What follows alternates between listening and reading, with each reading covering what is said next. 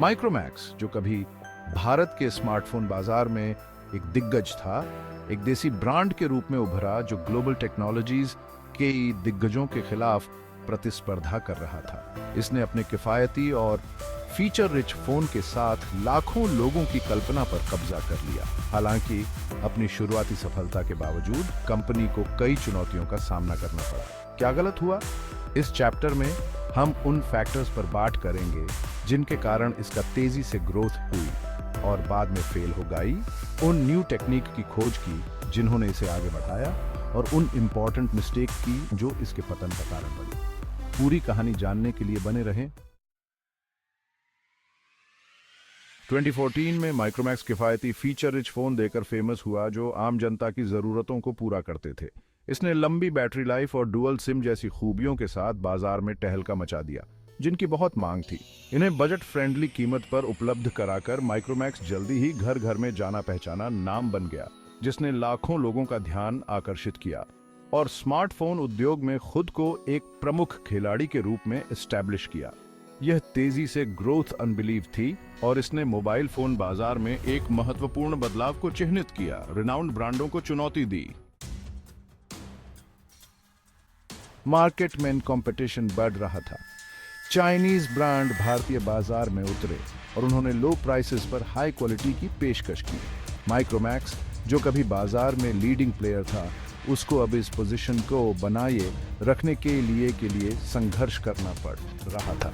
वे अपने कंपेटिटर की technological development का मुकाबला करने और इनोवेशन करने में विफल रहे, जिसके कारण उनकी मार्केट शेयर में उल्लेखनीय गिरावट आई।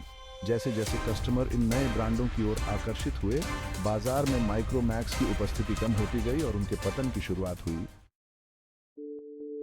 जैसे जैसे प्रतियोगी मजबूत होते गए, माइक्रोमैक्स खराब मैनेजमेंट के फैसलों के कारण लड़खड़ा गया। लोकल इनोवेशन एंड डेवलपमेंट में निवेश करने के बजाय उत्पादन को आउटसोर्स करने से डेवलपमेंट में बाधा आई। सॉफ्टवेयर अपडेशन और बैड यूजर एक्सपीरियंस ने उन्हें और पीछे धकेल दिया। इन गलतियों की वजह से उनका कीमती समय बर्बाद हुआ और उनकी प्रतिस्पर्धात्मक बढ़त कम हो गई, जिससे उनके लिए अपनी बाजार स्थिति को पुनः प्राप्त करना मुश्किल हो गया।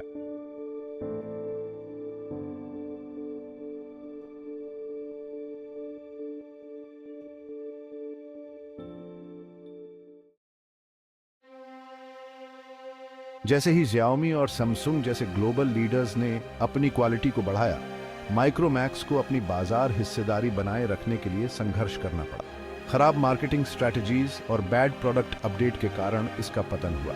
कंपनी तेजी से तकनीकी प्रगति और उपभोक्ता वरीयताओं के साथ तालमेल नहीं बिठा सकी, जिससे इसकी गिरावट और तेज हो गई। नवाचार के प्रयासों के बावजूद माइक्रोमैक्स के प्रयास बहुत कम और बहुत देर से किए गए थे।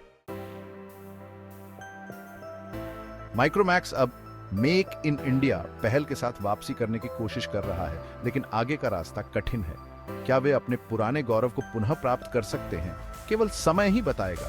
यात्रा अनिश्चित है, लेकिन संभावनाएं हैं। नए सिरे से ध्यान केंद्रित करने और नवाचार के साथ वे सफल हो सकते हैं। यह स्क्रिप्ट माइक्रोमैक्स के उदय, पतन, खराब प्रबंधन के फैसलों, तकनीकी प्रतिस्पर्धा और उनकी यात्रा और गलतियों से सीखे गए मूल्यवान सबक पर प्रकाश डालती है। यह नवाचार और रणनीतिक त्रुटियों के परिणामों में एक केस स्टडी के रूप में कार्य करता है।